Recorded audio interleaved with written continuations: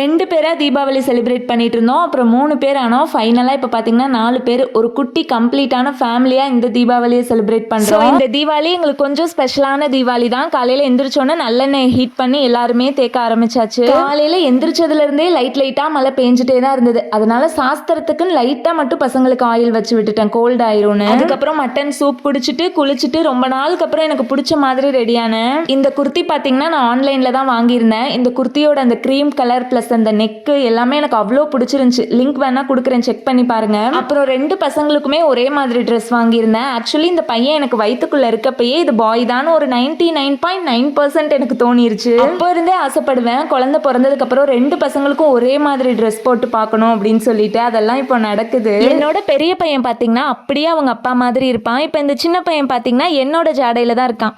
வளர்ந்ததுக்கு அப்புறம் மாறிடுவானா என்னன்னு தெரியல. பட் எனக்கு இப்படியே இருக்கணும்னு ஆசை. ஏன்னா ஒரு பையன் அப்பா மாதிரி ஒரு பையன் அம்மா மாதிரியே இருக்கட்டும். அப்புறம் நைட் எல்லாம் பார்த்தீங்கன்னா சி செக்ஷன் ஆயிருக்கு அப்படின்றதையே மறந்து ஆடிக்கிட்டு கிடந்தேன்.